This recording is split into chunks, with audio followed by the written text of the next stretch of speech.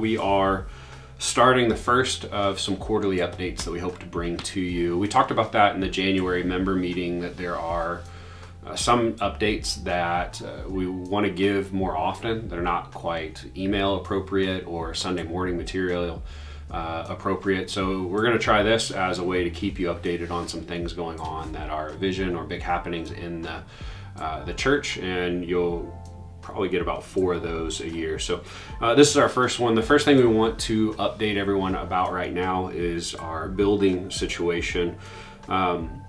The entire campus for Woodcrest has gone up for sale, and that's gone public about a week and a half ago, I think at this point. And so we've tried to do some work with the banks. We financially got the okay to pursue trying to possibly buy our building.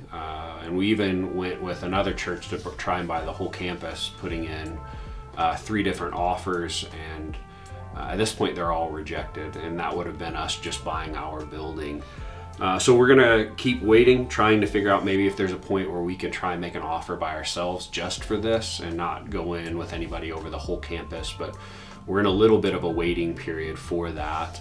The implications of buying the building would be somewhere around $1 million, and the mortgage payment for that would be really similar to our rent payment. So it's not an astronomical bump or anything like that. It actually possibly would be a little bit cheaper, but the main thing that it would take a little bit on the front side is it would deplete all of our savings that we have, so we probably have to try and raise a little bit of money to get that back up to a place where we're comfortable. But even with trying to buy our own place, it wouldn't jack up our monthly rent by a ton. And Garrett Richards was saying in one of our elder meetings, even though there's a lot of unknown right now, we looked for our own space for 12 and a half years hoping to rent a place, and now we're talking about trying to buy one. So that's interesting. If you pray for wisdom on that, and then really just favor, we just want to not have to look over our shoulders and be able to have a home and kind of put that to bed forever. So yeah, that's where the building situation stands right now. As far as other updates, we went to Oklahoma City a couple weeks ago. Clayton and Garrett and myself were all able to go. We met with over 100 pastors, several of which are talking about joining this communion of churches that we've talked about for several months now. We had some of the pastors come in October from Frontline Church and meet some of you. And this gathering was to kind of pursue more of that. So in that time there, we had a great time of prayer, getting to know more of the pastors and elders who are talking about coming together in this communion. Our hearts were enriched, and really there were some things that we wanted to bring back home as far as pressing more in worship and prayer that I hope that you've been able to see and enjoy. But we are still pressing forward with the communion of churches. If all goes well, maybe later this year that might become finalized. We're still kind of working through some of that right now, but we had updated everyone before. We had left Acts 29 last year, but the goal, we just remind you, is not to be solo for a long period of time. So this is to kind of fill that gap and be the next people that we walk forward with, and not alone. As many of you know, we're also looking towards the upcoming summer as TJ is getting ready to go on sabbatical. We wanted to make sure that you're well informed about that, what we're hoping to do in that time. That will be July through September.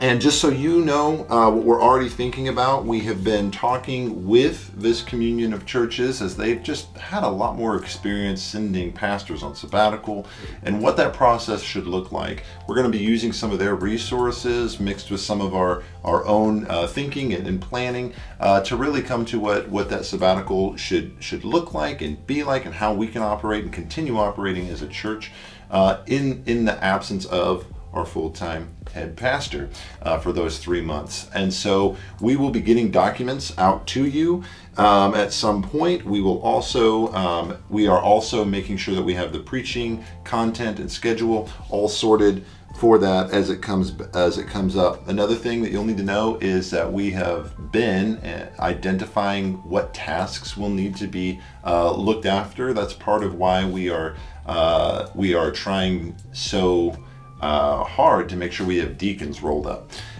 by the time that his sabbatical comes. And so we've been really working hard and being diligent and planning this for already a couple months, because worst thing we could do is let it sneak up on us, and we're not going to let that happen.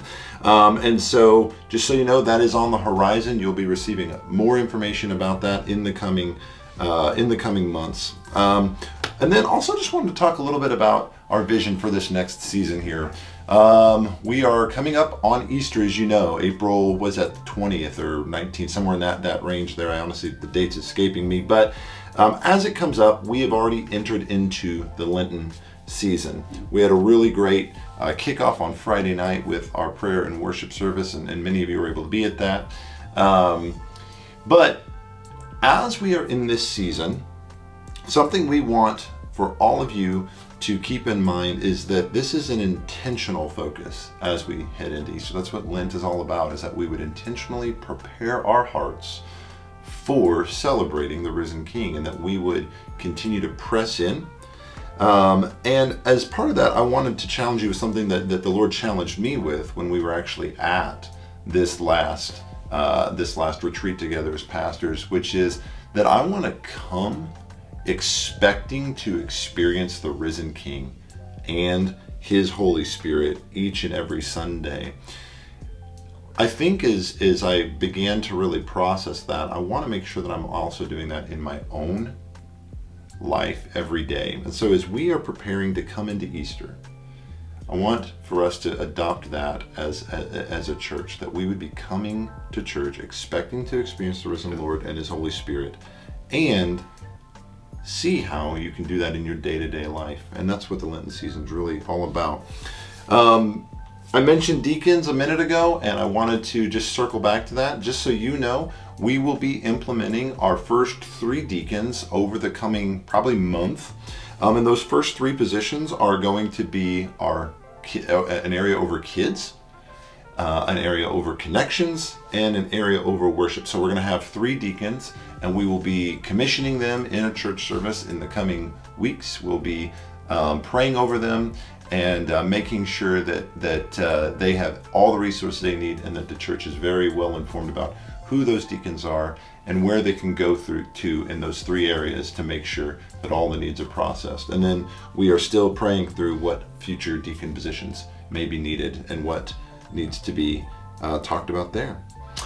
Yeah, beyond that, I think the only other things that we had maybe mentioned as far as happening so far this year, I think probably 7 or maybe 8 couples went on a marriage retreat in February, and that was a great time at Heights Church, I've heard. And then our youth went on their first ever youth retreat the following weekend at the same church, some friends of ours church over in the Illinois area, and that was great as well. So we're kind of excited that the youth has got some time underneath their belt. They've actually got to go to a conference and learn about the Lord and spend, for many of them, their first night away from home. So kind of neat happenings, and we hope to have some more of that for them before too long. So yeah, hopefully this video was helpful. We'll try and keep these coming and give an idea of vision, just some of the other updates that are helpful in between our member meetings. So all right, thank you until we talk to you again. Bye.